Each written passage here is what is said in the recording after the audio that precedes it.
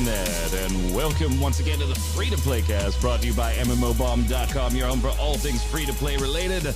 I'm Mike Byrne, aka Magicman, your host, and this is episode 352. We've got a lot of news. Some companies not going to be around for much longer. Then we've got some business to attend to with one of our guests and a game was supposed to be exclusive but isn't going to be exclusive, and a whole lot more in our rapid fire round. But first, let's introduce the host. Joining me first, Ms. Quinlan Bowers. What's up, Q? Not a lot. I'm still just excited that we actually have a relatively new bathroom. And it does things. That is so you got new internet, you got big boy internet now, and Yes. and now you have a big boy bathroom. Yes, and next week the cat is getting fixed, so she no longer wakes me up at 1 a.m. yowling. That will be good. You'll be able to get a little more sleep. All right. Also on the line, he's here. He's still alive, and it's his birthday. Mr. Troy Blackburn, the noob fridge himself. What's up, Big Daddy? Troy, it's your birthday. I'm gonna party like it's my birthday. Oh, God. Gonna get your Twitch stream muted. Oh, God. The level of cringe, sir. The level of cringe. Yeah. How Oh, are by the you? way, I have a new background. You can enjoy my thousands of dollars of investment in board games. Solid investment. They're totally worth what I paid for them. Oh, absolutely. 100% value on those. 100% value on those. Chat says we are doing the show live, as always, now on twitch.tv/MMOBomb, 1 in the afternoon, East Coast time. We do our weekly or our daily free-to-play game streams Monday through Friday, 2 Eastern. So come check it out. Hang out on a Friday, 1 p.m. Eastern, do the cast, and then stay for playing a game. Chat says I'm pretty sure to get me banned off of here, you'd have to sing in key. Oh, yeah, probably. They're brutal. They hate on you because they care. Hey, You know what, though? There are some songs that really just can't be sung in key. And oddly, they generally have a lot to do with birthdays. True. that's okay. Give it another 20, 30 minutes. There's going to be plenty of hate going around for everybody. Oh, God, here we go. I guess we should get started with the news. Oh, boy. This is going to get ugly. All right, so first, let's talk about some good news. Well, I mean, maybe a little bit of good news, depending on who you are. You might remember, Troy, years ago when ArcAge was coming out in the United States, and Tryon Worlds did their whole advertisement campaign, buy these founders packs, get X percentage off in the cash shop, and that didn't exactly pan out. That didn't exactly pan out. Instead, they ended up having to give some like 10% bonus to the coins you bought, the game in-game or cash shop currency that you bought, and it just wasn't equitable and everything. Well, there was, if you remember, a class action lawsuit, and we've covered this for literally like 8 years. Like, what happened with this lawsuit? For God's sakes, the lawsuit is older than Tryon Worlds is at this point. I mean, the lawsuit survived the company that was behind it. So Gamigo picks up all the assets, picks up the contract with XL Games for ArcAge. It kind of gets left holding the bag here on this whole lawsuit. Well, it finally has come to an end. $420,000. That was the settlement reached back in January. We reported on that. But, Troy, the checks are in the mail. People have started getting anywhere from our friend Connor over at MMO Fallout received a massive $5 windfall. $5. Reddit has a bunch of people putting theirs up. $5 on up. Aaron Van Fleet, one of the original plaintiffs in this case, got a check for $2,000.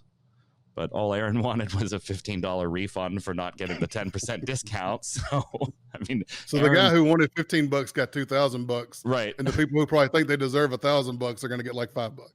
Yeah, and that's usually how this works out, right? Class action lawsuits are all about how many plaintiffs you get in, and Like if you're if you're a plaintiff in one, you don't want a lot of plaintiffs, but you do kind of want a lot of plaintiffs so that the case carries a lot more weight. And then you're like, ah. But yeah, that's generally how these work. But Jason makes a good point in his article, and I want to get both of your takes on it real quick before we bounce to the next rapid fire topic here. While $420,000 may sound like a lot of money for the three of us, it is nowhere near any type of real penalty for companies as big as the companies we're talking about here.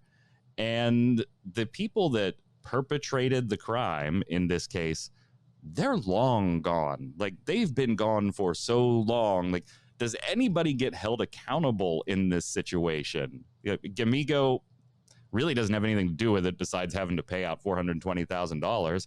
But you can bet that they weren't going to fight, or they were going to fight against this if they thought they were going to make that much money off Arcade anyway. So it feels like the money's a slap on the wrist to the wrong person or to the wrong corporate entity anyway. And in the end, nobody really wins. Nobody gets punished. And what's to stop it from happening again, Q? I mean, I don't know that there's anything to stop it from happening again. I understand, I guess, kind of the logic of going ahead and being like, okay, Gamigo, you have to pay for this since you bought Tryon, because, right, the way companies work, if it didn't carry over to the next company that bought the previous company, right? Yeah. A company could just kind of sell itself to, like, you know, and make it be like, oh, we're a whole new company. We don't owe anybody anything.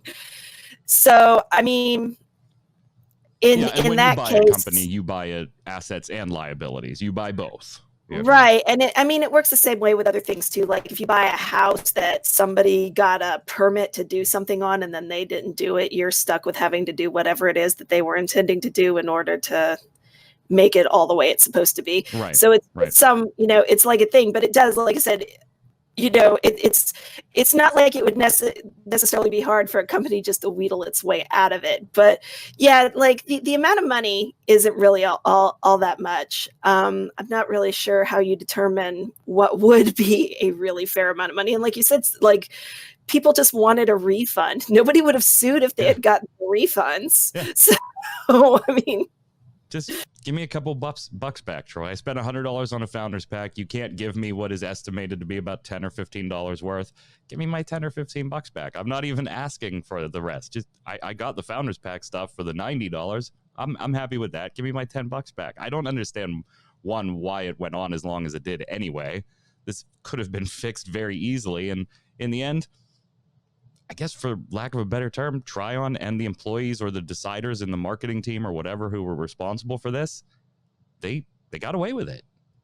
Yeah, like I said, the people who perpetrated this did not get punished, as Jason pointed out in the article, as you have pointed out. And obviously, you know, Gamigo wouldn't have picked this up if they thought that this fee that they might have to end up paying was going to like bury the game or anything. So obviously to them, it's, you know, not the end of the world. Pay out this payment, and probably, you know, all these years later, probably a little cheaper than it would have been to issue refunds maybe at this point. If everybody was, you know, $10 or $15 out and a lot of folks are only getting like $5, maybe you're just saving money at the end of the day. I don't know. I just feel like it's one of those situations where nobody's happy at the end of it. Just nobody's happy. Gamigo is definitely not happy. They're like, son of a, really? Yeah, if you got your $5 back, just know that the money you spent in the cash shop is in the pockets of somebody who did not pay anything, unfortunately. But Gamigo wouldn't have bought the game if they didn't think that, because they knew that was going on. Everybody knew it was going on. They wouldn't have bought the game if they didn't think that they could handle like that whatever they were going to have to pay out. That it's just a cost of operating for them. They bought it knowing that they were going to have to do this. Yeah, and that was something I said at the beginning, was if they didn't think they were going to get well over $400,000 out of Arcade, then they probably would have fought this verdict a little more than they did. They kind of just, Gamigo, for its credits, just seemed like they wanted this over with. When they came on board, it was like, let's get this settled and taken care of. So yeah, you're absolutely right. Okay. Speaking of courts, we've got two smaller updates for you on the Fortnite saga between Epic Games and Apple and Google. Troy, what's your take on this real quick? I know Q has been talking back behind the scenes with us, Jason and I, about it. We talked about it with Zach and Jason on last week's show, so I don't want to belabor the whole issue again or rehash it all, but I do want to get your take on the Epic, Apple, Google confrontation before we give these two updates. Here again, as much as I hate to keep tooting Jason Winter's horn here, I loved his line that, if they're going to win this lawsuit because they have a mythical, mysterious setting that's been copied, there is a whole bunch of castles in Europe waiting in line to cash their checks too. This is Florida being Florida. Florida being Florida. And if you're from Florida, I'm sorry. Look, it is what it is. If you're in Florida right now, you know. I think you crossed your wires. Yeah. I haven't talked about this first one yet. I wanted your opinion on Epic and Google and Apple, the three of them going at it with the whole, Epic claiming that Apple's a monopoly and taking them to court after violating terms of service. The stuff that happened like last week. You cheated. You went ahead and I'm sorry, Florida. You do. It's my birthday. I do what I want. To be fair, Mike, it's out of order from what you're doing in the show notes. So he was just following the show notes. No, what I am asking him isn't even in the show notes. That's my point. Oh, well, there you go. He was just following the show notes. We're gonna do number 2 and number 3 in the order that they're here. They're both Fortnite related. Yes, I just wanted Troy's initial take on what happened a week ago. That we, never mind. Are you on Epic side, Apple side, Google side in this whole debacle? Nobody's side. Nobody. Okay, great. They're $1 million, if not $1 billion companies fighting over tens of millions of dollars. Okay, all right. The only people who are going to get hurt is us. And you're on the same. And I don't like how Epic kind of tried to rally people into being soldiers for them. Oh, I'm sure the 8-9-year-olds are like ditching their Apple phones by the half dozens. Yeah. But everybody else is like, the funny thing is, what? The funny thing is, Reuters did a article about how this was affecting kids, and they went and interviewed like 8, 9, 10, 11-year-olds who were just like, oh yeah, Apple's just going to cave. They have to because Epic. Speaking of that, 2 or 3 days ago, Apple was declared the first $2 trillion value company in the United States. I mean, I feel bad for the kids because their point is, especially with everything going on, they have this is their life now. Fortnite is their life, and this whole thing kind of ruined it for them. So, but I mean, yeah, I don't think they understand that Apple's just going to do what Apple wants. That's the market cap where I'm referring to, by the way, with the $2 trillion. Oh, God. Okay, so anyway, as if that foolishness wasn't enough, we do have 2 things going on. Epic being retaliated against by Apple, and that is what they allege in a suit here. But first, so that Troy's comment about Florida can make a little more sense. Epic is actually being sued by, not Google, not Apple, by Florida's Stonehenge. So it comes from the minders of the rock sculpture in real life in Florida called the Coral Castle, and they call themselves Florida's Stonehenge. Now, they allege that an identically named area in Fortnite, Coral Castle, resembles it to such a degree that it's a violation of the tourist attraction's landmark. And it goes beyond the identical names. They say that the museum and the area in Fortnite both evoke the feeling of a centuries-old mysterious palace. So in other words, even if Epic simply changes the name of the area, this suit isn't going to go away. They still want a piece of the pie because the 2 areas are same-ish. So now, Troy, you can talk about Florida. Florida's great. I love you, Florida. Q, what are your thoughts on this? Is this going anywhere? I mean, it might in a Florida court. I don't know. It just seems like the description, right? It's centuries old mythical castle or whatever. That describes how many places on the planet. And okay, I can see maybe, the name, arguing to get the name changed. But I mean, come on. Like every fantasy thing ever fits that description. Right. I don't know. I don't think this goes anywhere. Seriously, our courts are very busy with other stuff right now. They are very, very busy with other things. Could we please just settle down on stupid shit like this for a while, America? Could we just Well, if they can sue Fortnite for creating something that looks like their place, can't like Stonehenge sue them for calling themselves Florida's Stonehenge? All I can think is that Britons are literally just like, their brains explode when they hear that. Terra Nova just asked the same thing. Did Florida ask the actual Stonehenge to use its name? Otherwise, they might get a visit from some miffed druids. The people who copied somebody are mad that somebody copied them. Yeah. On the other side of that thing, the lawsuits in new development between Epic and Apple. Apple is booting Epic's access to Unreal Engine 4 development tools by August 28th. So, ouch. If you are a developer on the Unreal Engine 4, for particularly mobile markets, this could impact you if this isn't settled. Obviously, Epic immediately takes this one to court to claim, that this is not a valid retort to what has happened. In their opening part of their preliminary statement, they say, just over 2 weeks ago, Apple's CEO Tim Cook was asked during a congressional hearing whether Apple has ever retaliated against or disadvantaged a developer who went public about their frustrations with the App Store. Mr. Cook testified, "We do not retaliate or bully people. It's strongly against our company culture. But Apple has done just that. When Epic gave users of its app Fortnite a choice of how they wanted to make purchases, Apple retaliated by removing Fortnite from its App Store.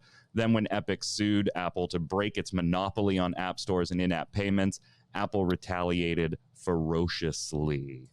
I don't think the word monopoly means what they think it means. Yeah, and we talked about that on last week's show, whether it constitutes a monopoly or not if you're, bottlenecking access to certain things on a device that you are also the company that makes the device. Anyway, the whole argument just is really disingenuous to me. And Jason pointed out some of the things I was thinking immediately in his write-up of it too. It's like, one, they didn't retaliate against you for saying mean things about the App Store. You have said mean things about the App Store and the Google Play Store for well over a year now, over and over and over and over and over again. They said nothing. In fact, they still let you come and be part of the App Store and the Play Store. They didn't do anything until Epic purposely violated the terms of service of being on said app and Play stores. That's when you were retaliated against and booted off the platforms. They didn't retaliate. Is taking away the Unreal 4 development stuff, maybe in my mind, my personal non-lawyer mind, a bit overreaching as far as what they should be able to do in retaliation for their violation of the App Store policy? I think so. I don't know the contract between Epic and Apple for things like this, so maybe it is part of what they are able to do in response. But I feel like, hey, you violated the App Store. We booted you from the App Store. You think that's unfair? Let's settle it in court. That's totally fine. But don't act like they're retaliating against you. This particular act, if it's not in the contract or anything, Troy, I think it could be a bit overreaching and at least perceived as you only did this because you were pissed, retaliatory. Yeah, obviously it does come across as retaliatory. But they say out in the real world, man, there's no such thing as a fair fight. So you're going to pick a fight with Apple, they're going to kick you in the nuts, buddy. Before Fortnite, Epic basically was a game engine company. They didn't really have any real big, haven't had any relevant games for a long time before Fortnite came out. So this is, their bread and butter, man. And Apple's like, oh yeah, we're going to take it and we're going to twist it just a little bit and see what we get away with. So interesting legal battle, though, to see the outcome of that, because that could affect way more than just the participants in it right now. Yeah. Eventually what it can lead to, by the way, so we've alluded twice to other developers potentially being impacted, right? People that use the Unreal Engine 4 for their apps that they sell on the Apple App Store. Well, where the problem comes is if Epic doesn't have the development capabilities to assist those developers, then as the iOS operating system gets updated, these apps fall out of compatibility and they can't be made compatible. So this does have a potential a potential to impact the little guy, right? Or, big houses that are using Unreal 4. So very popular game engine. yeah, just a bit. A lot of people tend to like that one. Mm-hmm. They tend to like that one. Moving on with rapid fire, Vendetta Online Queue is now mostly free to play. What is this? So it was already, I guess, kind of sort of free to play. It was a trial, right? At least on PC, it was a trial. Since it's multi-platform, on other things, it was freemium-ish. And then on PC, it was a trial. But now they've changed the trial to be freemium, and it's still a little bit like, weird because they've got all these different descriptors like light members and whatever. But now you're allowed to do more, like build, Goliath class ships or access or construct capital ships. But you can't actually, if you don't have premium, then you can't, or your membership tier determines like how you're allowed to use these things. It's all very weird. This sounds like an absolute clusterfuck. Did BioWare make their free-to-play model? Well, here's the thing, Troy. So when we get either a new free-to-play game launching or a game that is buy-to-play goes free-to-play, we do a couple of things, right? We cover it as news, first off. Makes sense, right? Ba-bum, news site. We put it up as news. But we also have our two databases on the website, the MMO games and the browser games web databases, so you can go search free-to-play games. So we build what we call a game page, a page dedicated for that game. Just basic information, system specs, a little overview for the game, some screenshots and videos that might be available on the website, stuff like that. So you can flip through our site to find a game to play. This one came in. We covered it as news because it is technically free-to-play news. But then we had like a half-hour debate in the background queue on whether or not we should actually make game pages for this thing yet, because we couldn't narrow down, like, was this actually free-to-play with just some pretty typical limitations? Or was this, even they're using the word freemium, so we're like, so we're going to wait on a game page until their website gets updated a little bit with some of the conditions here. But they also have these, I don't know what all the tiers are, but they apparently have tiers of membership that are like, range from the freemium trial thing to you actually are paying, and what's going on in between. Well, if you want to check it out, a space combat MMO, Vendetta Online, it is in some way free for you to try. So if you want to try it out, go ahead and let us know. Obviously, we won't be doing a first look on it yet because we're not even sure if we're going to make a game page for it yet. Like, does it qualify as being free to play or not? We'll check it out. Finishing out the rapid fire round, Troy, are you a Rocket League guy? I know. I am so bad at Rocket League. I tried so very hard. I tried keyboard and mouse. I tried controller. I tried praying to the Lord above, and just nothing. Nope, doesn't work. So I had to quit. I was just like, nope, I'm not going to suck at this. Going away. Well, Rocket League is changing up the tournament structure a little bit prior to releasing the free-to-play option, which literally, it's supposed to be summer. So sometime I would guess in like the next 30 days-ish. So Psyonix gave a little bit of a rundown on their site on what you can expect. The biggest ones, if you're a Rocket League fan, is there is an actual new type of tournament being added called competitive tournaments. They're going to match players against similar skill for a chance to earn rewards. They'll be divided into regions with multiple tournaments each day. So you'll have plenty of opportunities to take place in them. They consist of, just think of them as like March Madness, right? Or well, half of March Madness. 32 teams, single elimination brackets based on team skill levels. So pretty standard. Everybody should be pretty familiar with it, and a ton of rewards. I know a lot of people are actually happy about a kind of competitive division by skill based tournament rather than getting wrecked or wrecking, depending on your skill level. I'm always on the get wrecked side, Troy. It sounds like you and I are in the same dude in the same bin. So bad.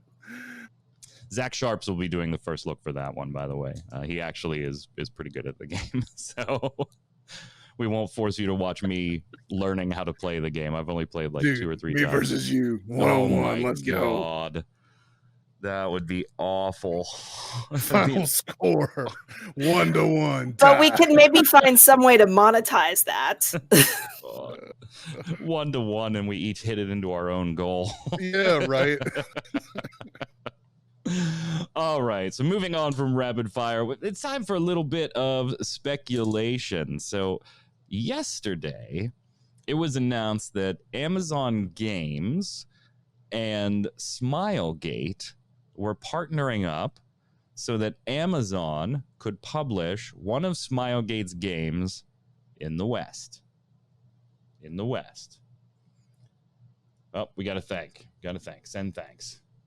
Send thanks. Lots of emotes being shared and stuff. That's very kind for all of you. Thank you. Who was that? Did you do that, Troy? That's me. Troy, gifting a tier 1 sub to the community. Cheers. Look at you. See, doing birthdays right. You should just give other people stuff on your Right. birthday instead of them giving crap to you. Right? Happy birthday to me. Have a sub. So what this kind of boils down to, if you look at this, is that it's probably Lost Ark. Why? Well, Smilegate really doesn't have a huge portfolio. A lot of it is mobile, and a lot of it is old and closed at this point.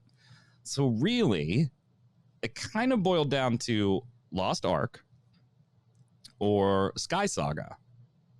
Remember, that is a project that they have in their pocket too.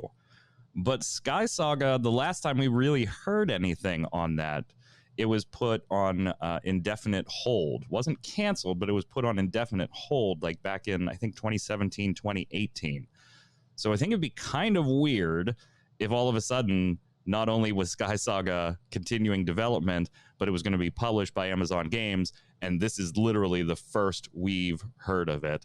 So I gotta believe that this is Lost Ark. Now, in the English press releases, they did not specifically say that this was for Lost Ark. They said that it was for a game, this partnership. But we did find on a Korean website, Game Mecca, they're reporting, and we're at the mercy of Google Translate a little bit here, so take it for what it's worth.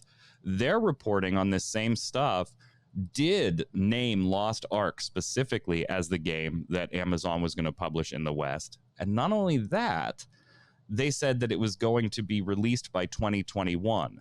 Now, does that, again, Google Translate, so give a little bit of leeway, does that mean sometime by the end of this year, by 2021, or by the end of 2021? Not really sure. Again, this was the only one source that we could find that actually named the game. Everybody else, including us, has just kind of pointed to it's probably Lost Ark. So what are your initial thoughts on this one, Troy? Have you been watching Lost Ark, wanting that to come west? Then if it does with Amazon Games, how does that make you feel? Yeah, I mean, obviously the Korean MMOs aren't my typical cup of tea. You know, I've played a few here and there that have been okay, but none of them have ever really just grabbed me. So, you know, I watch these and I'm always like trying to judge the hype level. Usually the overhype, quite honestly. This one's sort of been, you know, a little more on the low key side. I've seen I have seen bits and pieces of it. Read a few things here and there. With it coming over from Amazon, I think, like it says in the article, hopefully the publishing side is completely different from the development side, because they definitely have their issues there. But publishing should be completely separate, so everything should be on the original developer to bring it over. And you know, there's going to be an audience for it at least the first few weeks. There always is. Yeah, and Lost Ark Q, and I'm showing some footage on screen for everybody to take a peek at it. It's if you don't know for some reason, it's an ARPG MMO type game, you know, on the Diablo 3, stuff like that, Path of Exile, that type of thing. Zach has actually played quite a bit of this on the Korean servers, and he is just all about it. He loves the quest structure. He loves the way it plays, and even not being able to read things because it's in Korean when he was playing it. He was having quite a bit of an enjoyment here. Q, you and I have talked about this before. If this game can get to the West before Diablo 4 launches, I think it'll be in fantastic shape, provided they don't totally screw over monetization. If it comes after Diablo 4, I'm not so sure how well it's going to do at that point. I think at that point it would depend on how far after Diablo 4. Obviously, when Diablo 4 launches, when Diablo 4 launches within that first, however long, nobody's going to care because they're all, unless Diablo 4 just turns out to be a complete shitfest, which is entirely possible.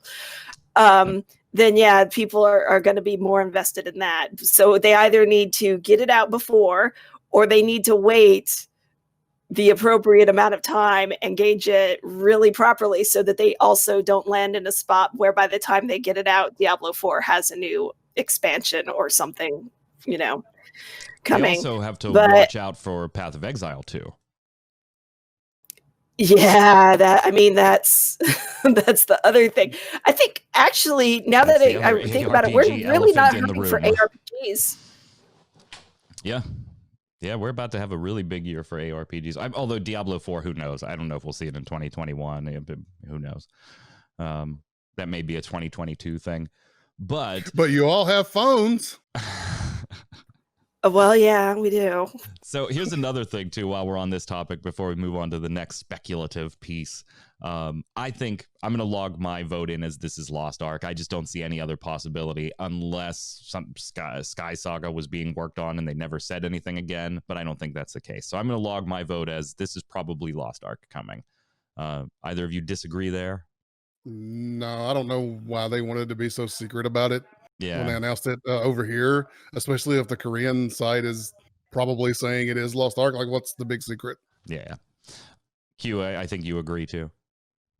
Yeah, it seems the most logical one at this point. Here's the final question before we move to the next speculation. I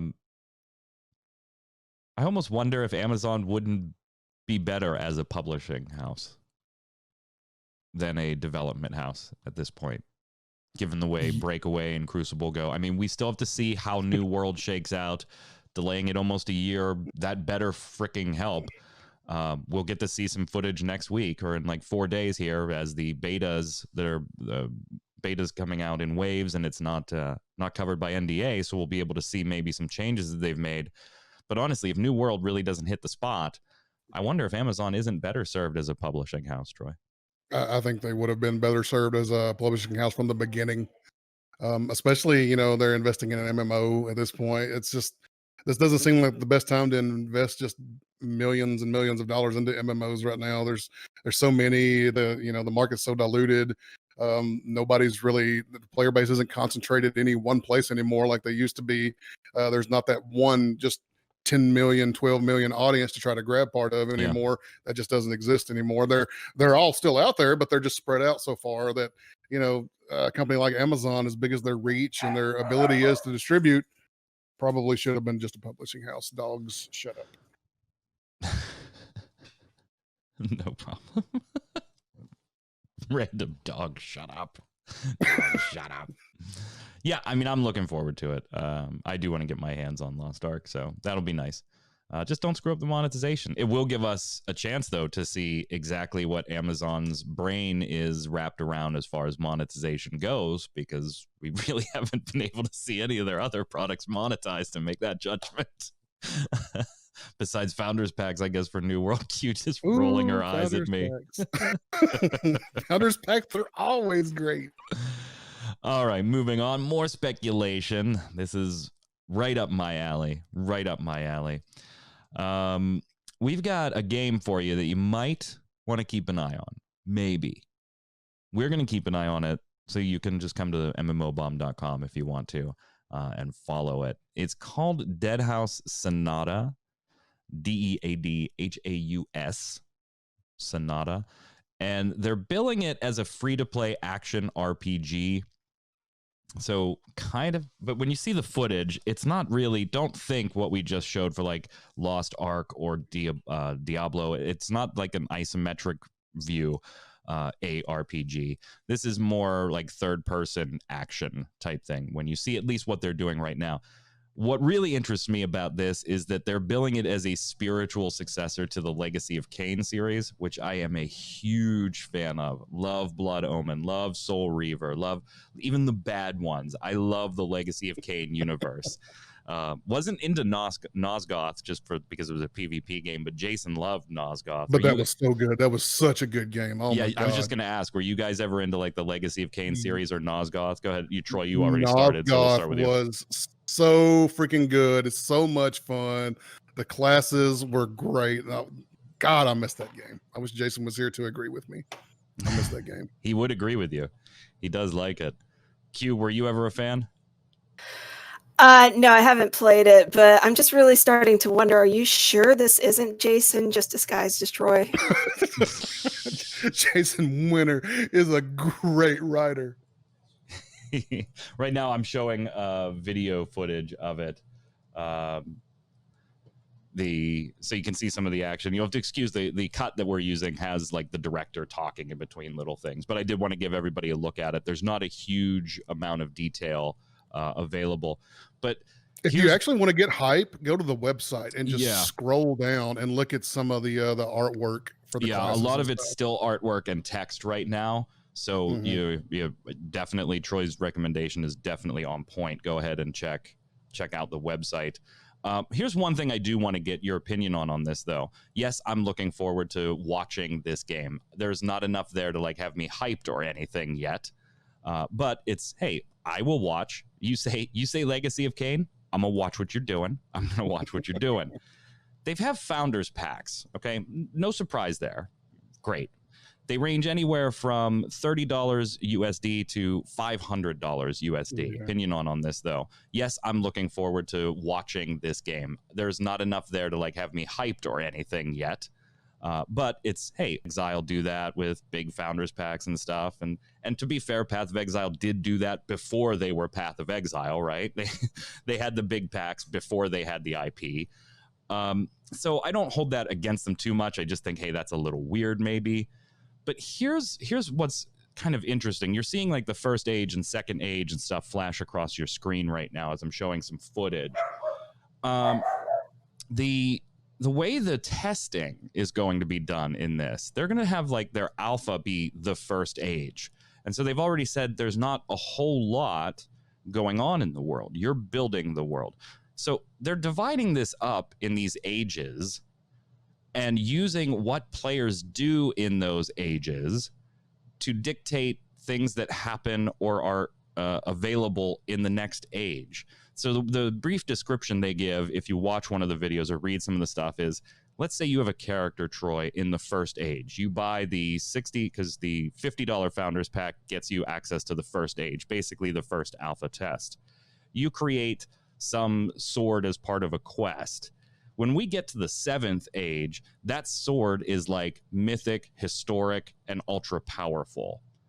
So they're using their testing phases not only as testing, but also as a way to... Well, where'd you guys go? Nobody likes you.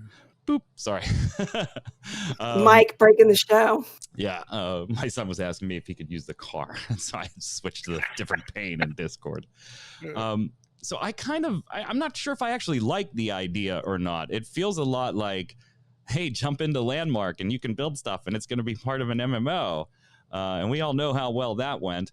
But it seems to be a bit more focused on, hey, we're creating the game, but you have a chance to evolve this world a little bit as we go for being a founder and taking part in these early testings. I don't know. I want to see how it plays out because it does sound intriguing to me, but it also could be ultimately just total fluff. Q. And it's one of those things where I think ideally, right, like the ultimate MMO would be something where everything that the players did, kind of resonated out. And it was stuff later on that, when other players came in, this is what they interact with. But you're right in that it's also really relying on the players to create content for your games. So it's this weird space for me, because yeah, I'd love a game where literally everything is just completely impacted by players, but I don't really want the devs to just like be like, all right, here, just make stuff and it'll just be in the game. And you know, that it's good for us because that's something we don't have to make. Troy, what are your thoughts here? What do you like this idea? Are you watching this one now, or has it lost you with a $500 founders pack? A $500 founders pack is an automatic turn off for me. Normally, if I didn't like what I'm seeing as far as the artwork and the ideas of what they may be trying to do, the fact that you just have, I'm not buying it obviously, but the fact that you have a $500 founders pack is an automatic turn off. Then we go to the argument of, you know what, we're already in an age where we pay to test people's games for them. Now you want me to pay to help you design your game and create your game and decide what your game is actually going to be and where it's going forward. And I'm just like, no, just no. No. All right. Not even on my birthday. So there's all kinds of mixed opinions on this one. Certainly one that I think is worth watching. I'm not endorsing it or anything yet. I've seen just as much as you have basically in that trailer and flipping through their site. I will watch it. Honestly, I'm watching. Don't get me wrong. From a tech perspective, I think they could have done themselves a few more favors in the video. I think there are moments in the video that, you know, don't look all that great. Texture wise or motion wise, but that again, video actually is not a great hype video. Yeah, it really isn't. Like, but again, that wasn't the point of the video either. So I give it a little bit of slack. The point of the video was explaining the whole ages concept. They just happened to have some like footage in it, so that was the most interesting visual trailer for me to put up with no sound on a podcast. But yeah, I'll be watching it. So let's keep an eye on it. Follow it over at mmobomb.com. Last piece of speculation, which we really don't have to speculate on this one. We actually got a reply from Crafton. If you're not watching the show on our YouTube channel, MMO Thoughts, please do. Usually about 8 to 10 minutes-ish on some type of topic that week. We try to do 1 or 2 a week, provided, you know, there's something to cover. This week we did cover the closure of En Masse Entertainment and what that means for Closers Online and Terra Online in particular. So we immediately got, like the next day, we got word from Natick that they're going to self-publish Closers Online. So that one's fine. They even gave dates on when servers are going to switch over. We hadn't received any official word about Terra. We were pretty sure that game was going to be okay because Crafton, who owns Bluehole, right, the company that developed Terra, Crafton also, you know, created En Masse Entertainment. So it's effectively like, yes, there's a company closing here, but it's a part of the big umbrella of Crafton that they're closing one of their subsidiaries. So they closed their own publisher. That kind of leads you to believe that Terra is probably just going to be picked up in-house rather than through this subsidiary arm that they created. And that is pretty much the case. When we talked to Crafton, they didn't give us dates or anything like Natick did for Closers, but they did say this isn't going to impact Terra, so you don't have to worry about that. I did ask about Elion. They weren't ready to give any definitive answers on Elion because that is being developed by Crafton, and I just wanted to ask, like, does this impact that at all? Even though we have never seen En Masse Entertainment's name attached to that at all. We've seen Cacao Games and AsiaSoft and stuff. And they said, we're not ready to reveal any launch plans for Elion. I'm like, okay, yeah, it's not going to be affected. I don't think it's going to be affected at all. So just an update on that. Obviously, our thoughts with everybody being impacted. They did say, Troy, that, you know, their focus right now is helping everybody find jobs. And I honestly hope that is the case for Crafton, that they are actually, that is their focus right now, is helping everybody find jobs. Because this is not, it would be nice. Believe me, I'm on furlough till January 1st. This is not a good time to be unemployed. Yeah, it's rough out there. And if a company truly does step up and help those employees, I mean, that's good on them. I'm hoping, like you, that is actually true and they go through with that. Yeah, I just don't want it to be lip service, Q. Too often these topics always just end up being lip service. That's true. I mean, actually, I don't know. Maybe my Twitter's just kind of weird now, but I haven't seen the the kind of people, like normally when there's a company closure or people just laid off or whatever, right, there's like that hashtag where people are like, I work for X company, and if you need a job, you're and I haven't seen a lot of that in this case, and I'm honestly not sure why. Yeah, and we saw in the Facebook announcement for the Ed Moss closure that they did put that, like, hey, if you're looking for talent, send us an email. I think it was like crafton.hr or something, whatever, EMEHR. Go look at the website. I'm not going to give a fake email here, but they had an email for contacting them. So condolences to losing those jobs, and hope that they get back on their feet. Kind of, somebody said it best, I think, in the MMO thoughts comments, where they were just like, this is kind of an end of an era. Like, whether or not you like Terra, Ed Moss has been around for like 11 years and has their names on stuff. Whether or not you like the games is totally irrelevant. They've been around for a while. You know who they are, and they're not going to be there anymore. Yeah. So before we move on, I do want to show everybody something, a little self-promotion here. So, MMO Bomb is part of DigiWall's media, and don't think it's some big conglomerate or anything. It's one guy, right? We've talked about this before. Luis, the gentleman that I work for that owns MMO Bomb. We've started up Gamer Power. It went through a tremendously long beta. It is now up and available. If you don't know about this, check it out. No, we don't make money on this ad. It is our own damn thing. I'm just calling attention to it for you. It's gamerpower.com. If you're looking for free games, free in-game loot, anything for free, and it doesn't have to be a free-to-play game either. When we get boxes, of buy-to-play games to give away some, they will be on here. You can check this out. You can create an account. It's 100% free for you. There is nothing you could even pay for if you wanted to. I mean, I guess you could donate, but that's it. So there's no selling to you at all.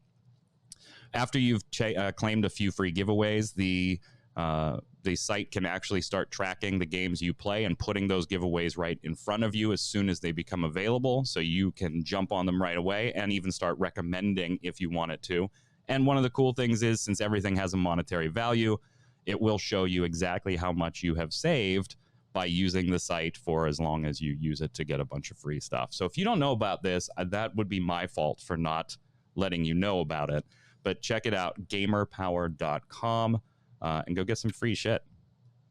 Go get some free stuff. Before we move on to the bombs here. Here we go, Troy. We got to get Troy's take on Bless Unleashed. Now, we've talked about the game in the past when we did the first look and everything for Bless Online, and then we talked about Bless Unleashed, I think the last time Troy was here. But a lot has changed on the Bless Unleashed front, Troy. The game, which was originally developed for Xbox One only, while Bless Online was active, is now coming to the PlayStation 4. In fact, closed beta started yesterday, and it should launch later this year. And it's now coming to PC in 2021. I feel like you're happy about this. I feel like the game must be growing. It must be doing well for them to expand platforms, and you're probably pretty happy for them, right? I mean, Blessed developers would never lie to us, right? And say that it's exclusive to this. And then it comes to that. And then, it's coming to PC too. Oh, it's just a console thing in the universe. It's not related to Bless. So here it is everywhere. The honesty and transparency is amazing from these folks. I'm glad that they say what they mean and they stick to it going forward for all time. Congratulations to those of you who paid the money and didn't get refunds on Steam for Bless Online, because the game that you actually paid to develop is now finally launching. Aren't you happy? Happy day. So angry. He's so angry. Now that's pretty jaded, right? Because looking back, this was developed by an entirely. This was developed by an entirely separate team. This company is full of crap. They lie. They This was keep trying to money grab their way through other team, developments. Troy. Entirely separate team. It in no way impacted the development or lack of development of Bless Online. I'm sure. Because it was like, yeah, just like it was, only exclusive to Xbox, right? I gotta say, I do enjoy it more than Bless Online. Not that I'm a huge fan of Bless Unleashed, but I do enjoy it more than I did with Bless Online. I got my refund for Bless Online, so I didn't feel too particularly burned. Why would you spend any amount of space on your hard drive to play this? I didn't. It was on my Xbox. So. And it's not there anymore. Do you have any idea how much your time is actually worth? I enjoyed now this look for at the a little time bit. you spent on this game. I enjoyed this for a little bit. No. Yes, I liked some of the more nostalgic systems that are in there. There's, the monster grinding stuff. If you got a piece of you mean gear, the stuff that's in every other game by companies who are actually honest and do a good job and keep up with development and about old school. Don't use money from one game to develop the next game just so they can shut it down. I'm talking like old school monster grinding, and when you get that piece of gear, you feel, wow, like I really accomplished something getting that piece of gear. Like old school EverQuest, Final Fantasy 11 type stuff. Not exactly, it wasn't that like old school, but I felt good playing this for a little while. And then I got to like the mid-20s, the mid-level 20s or so. Mm-hmm. And the game just lost all steam for me. Just lost. You could not progress without running around literally killing hundreds of just monsters. And the combat, while okay, like it's nothing revolutionary, but while okay, it wasn't engaging enough for me to enjoy sitting there killing these monsters. So I had a really nice positive impression of Bless Unleashed at the outset while I was playing it. And it just kind of slowly went downhill until I stopped playing it. So yeah, I'm not generally a fan, but I will be the first to say, if you are looking for a more older school MMO, that is your thing. This is worth at least taking a look at. I don't know how long you'll stick with it. Oh my God. I don't know how long you'll stick with it. But you've got to be shill. No, yeah.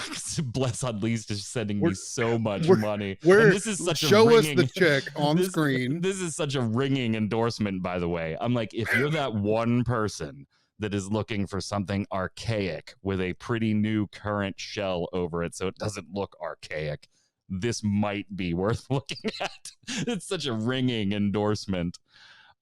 Here's one thing I do want to point out, though. And this does go with your maybe things aren't being entirely honest. I knew the last time we talked about this game, Q, that I seemed to have remembered them saying this was never going to come to PC or something alluding to that, even if they weren't that direct. I did find it. Now, you cannot find it on their site anymore. The link for the pieces is dead.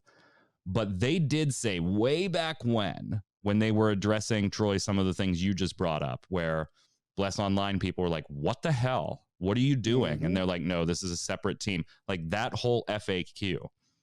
They went and pointed out they're two separate games in the same universe. Bless Unleashed is not a port of Bless Online to console. Then they went on to the whole, hey, this is a totally separate team. That this in no way impacts Bless Online. It's made separately from anything involving Bless Online. This was the other thing that they said at the time. It's also worth noting that Bless Unleashed will be making use of Unreal Engine 4 with every aspect of the game being tailor-crafted to be on the console experience. It's coming to PC next year. I knew I wasn't crazy when I that vaguely popped into my head when we talked about this a couple of weeks ago, Q. It was actually funny because you did the show notes, and then I'm looking at this, and I'm like, okay, Bless Unleashed. And of course, I wrote the most recent two articles, right? And so I'm like, okay, this one. Why is there a third one? And then I looked at it, and I saw the title, and I was like, wait, did Jason write this? And then went back. Like, oh, this was like forever ago. Yeah. But yeah, I remember that being like a whole thing where we were just like, well, they're saying it's not coming to PC, that this is not intended to replace Bless Online, that Bless Online is, for the PC players, and they're going to work on it and do the stuff they need to do and not to worry about it because, like you said, it's a different team working on the other thing. Yeah. And yeah, I mean, I guess they just decided, well, I know they just decided they could probably make more money if they just went ahead and ported the game to everything else. Yep. Yeah. Bullshit. I did not like Lineage 2. Oh, God. Like, you're right. There is no difference between grinding 40 or 50 monsters to level up and enjoying that kind of old nostalgic feeling, even if just briefly, versus my third quest in Lineage requiring that I kill 300 things. Yeah, you're right. I can't like one without liking the other. Come on, chat. Oh, my God. So, Troy, I'll give you the final word on Bless Online, Bless Unleashed coming to PC and PS4. You want to give it a thumbs up, the endorsement? If you get involved with this at this point, you get what you deserve.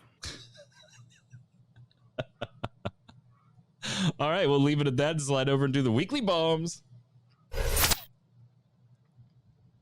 Come to think of it, I don't remember if I did the news bump before the news or not. I don't know. You did. Did I? Okay, good. Pretty sure you did, yeah. Q, go ahead. You can start.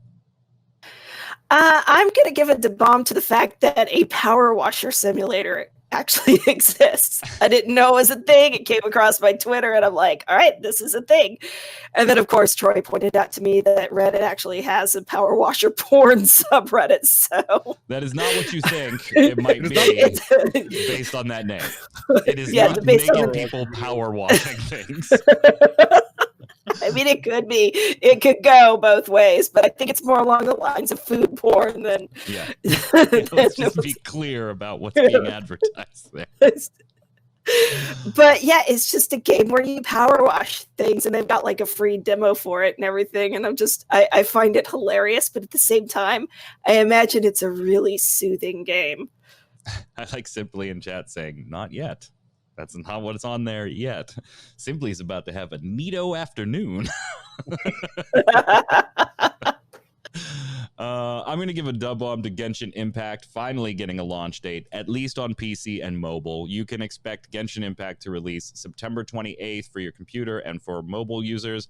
PS4 users, you're going to need to wait a little bit. They didn't give an exact date. Even when I asked them directly behind the scenes, they weren't ready to give a date. So a bit of an A-bomb to that. I think they're still sorting things out. Remember, they had an extra like mini closed beta after the closed beta because they wanted to do a second test on some of the like the loading screens and the latency and things like that in the PS4 version. I think they're still working that out. I actually like, Troy, that's happened. Like, hey, we ran the testing. You know what? We need to fire up a second closed beta test, but only for one of the platforms. So they fired up a second closed beta just on the PS4. And now, even after that test, they're saying, all right, we're ready to go on PC and mobile. We're going to go ahead and get that out. But PS4, you need to give us some time. We're still, like, I feel like they are really making sure that the experience is going to be good across all the platforms. Using their testing for testing instead of hype and making money. Exactly. So it's an unusual thing these days, ladies and gentlemen. Dub bomb, Genshin Impact, September 28th on PC and mobile, PS4, A-bomb, that you don't have a date yet, but you should have one soon. Troy. A-bomb to Mike Byrne. I don't think y'all even talk about Bless Unleashed, Blessed Online, Bless anything unless I'm freaking here. I'm tired of it. It's my birthday. Should never talk about Bless. He's such an angry dude. Well, at least you don't have to write it every time it comes up. That's true. Right. That's true. You're right. He would not want that. Ninja Panda, I'm giving an A-bomb to all things Bless Unleashed for no reason at all. Old Glory saying, bless you. A-bomb's been saying A-bomb to anybody who says, bless you. From the viewers, Robert Stojanovsky, dub bomb. I think it's Stojan in chat. Actually, I don't know if Stojan's there, but pretty sure it's the same person. Dub bomb to Jason for reminding me that Troy is free for one day on Epic Games. Not you, Troy Blackburn. The game. Just Total War say Saga. Nice things to me. Did you see my tweet about that? No, I missed it. So Troy, Total War Saga Troy was free for one day on the Epic Game Store. So Jason streamed that day and streamed that game because it was the only day he could get away with streaming that game on a free-to-play site, and he wanted to stream it. So, and I was like, yeah, that's a good idea, fine. So he streamed it, and before he got on, he started telling people that it was going to be the best Troy ever seen on MMO Bomb. Wow. He did say that, yes. Wow. I was so nice to him today. I tweeted it and I tagged you in it the second it happened, and you did not respond at all. I was like, wow, he's just gonna lay there and take it. I've been busy. I missed it. Go ahead, I Q. take back all the nice things I said about Jason Winter. Go ahead, Q. It's probably for the best. Smiley Frog, competition breeds innovation. I will never understand the hate for them trying to get AAA developers to get people to come to their better for the developer in terms of pay service. It's so easy to download and use, and letting Steam do whatever it wants, just like Google Play and Apple Store, creates situations where it leaves consumers and developers in shitty spots. I root for Epic on the Fortnite thing because as a consumer, I want there to be competition so companies fight for my money instead of just being brand loyal and throwing my money at Steam or Apple. Okay, I'm guessing everybody understood what was going on there once I got halfway through. Yeah, and I think I'm a little bit rooting for Epic. I'm just also not like sitting there going, oh, Epic's the white knight in this scenario. No, they're not. No, they're not. This is $2 billion corporations fighting over a few $1 million. Nobody's the white knight here, but I can honestly, it's also a hell of a marketing thing for Epic right now. Like their free Fortnite, 100% planned, which feels slimy. Like you purposely violated TOS and had this suit ready to go and this movie ready to go, and now there's going to be a tournament or whatever that Q is writing up to as soon as the cast is over. Ugh, slimy. Troy, go ahead. Take the next one. Yamikami A-Bomb. That was the bad one, right? It goes to Sony and Capcom because Horizon Zero Dawn has been ported to the PC, but in Monster Hunter World, the Horizon Zero Dawn in-game event where you can get the Aloy bow and the Palico equipment is still PS4 exclusive. I want my Robo Palico, damn it. That does kind of suck. I didn't notice that. Soul Echelon says, dub bomb for Jason for what he said at 2809 about Warframe's Helminth system. What Jason had said was that since it was behind Mastery Rank 15, it wasn't something new players were going to have to worry about anyway as far as the new player experience. So Soul Echelon continues. The fact is this, they locked it to a higher Mastery Rank players because the system demands not only a ton of resources, but also, and I will turn on caps lock for this, makes you lose your Warframe. New players would have to farm for 2 of the same Warframes in order to enjoy this system, and even then the amount of resources needed is definitely going to be high. Not only that, if new players got this system immediately, that will be yet another system they'll have to wrap their heads around right at the start of the game, which in my opinion is already inundated with systems new players need to learn about anyways. I would bet any money that when the update comes out, someone is going to go on the forums and whine that they accidentally lost one of their favorite Warframes. Just think how many new players would be doing the same if Digital Extremes made it so that everyone can use this system right off the bat. So the funny thing about that, in an update to the dev workshop this week, it's not locked behind Mastery Rank 15 anymore. It's locked behind Mastery Rank 8. So it is significantly moved forward in the new player experience. Now, again, Mastery Rank 8 still takes a little while to get, particularly if you are a brand new player still figuring out, but it is not Mastery Rank 15. And we talked last week about not being able to stack the damage increasing abilities from like Rhino with other Warframes that already have a damage buff ability. That's further been nerfed already. So this system is still very fluid, very changing until it comes out in, 7 days? Isn't it the 28th of August, I think? 28th or 25th, something like that. I don't remember off the top of my head. But let's see. Let's see. Heart of release date. Yeah, 25th. So in 4 days. So it's still changing, and I would expect it to change after launch too. Q, go ahead. Finish off the bombs. And just so y'all know, if you like accidentally sacrifice one of your warframes without realizing it, considering the way they set the system up, I'm very disappointed in you. Just know that. Bregner Catalan. The Epic Store is pretty shitty when it comes to searching for games and such, and I totally agree with Zach. The bastards also have a monopoly on lots of titles, Epic exclusives. Yeah, that's the other part that we brought up last week, is it's kind of disingenuous to be going after companies saying you're stifling competition in any way when you've been very aggressively tying up all the exclusives, Troy. Very aggressively. Oh, I just got another presser for the free Fortnite Cup. Oh, good. I'll use it to write the piece. Yeah, I'll send it to you. Ugh. So gross. Speaking of the White Knights. Yeah, all you foot soldiers, come and play. Gross. All right, question of the week. Last week we only got one answer to because nobody cared. So will Rocket League be a better or a worse experience as a free-to-play title to you? Why? And if you've never tried it before, does this free-to-play conversion bring you in for a demo? Troy, I'm going to let you read that. Raggerty, question of the week. I'll jump in and play a bit. Got friends who play it, but wasn't really a game for me. So not worth wasting money on. It will boost numbers for a bit and might drop as pay titles going free-to-play do, but it will remain popular as it is now. Also, Jason, I've got 1,178.5 hours. Should be more because I was playing before it was on Steam, on Smite, and have a negative review on the game as high-res just continues to fall flat on things they do. Yeah, we are flabbergasted by people that have thousands of hours on any product on Steam and then leave negative reviews. We're like, what? What? I play a game for 15 minutes, and if I'm like, I don't like this, I'm out. Yeah, and I don't even bother leaving a review. Fuck it. Yeah, I'm gone. Right. I'm gone. I didn't leave a review for Bless Online, of all things. It is the only game I have ever requested a refund for on Steam. The rest of them, I'm like, that's on me that I didn't like that. Yep, I shouldn't have bought that. Yep. And I probably... I knew better. Yeah, I knew better. I was just knew. looking for something to spend money on. Yeah.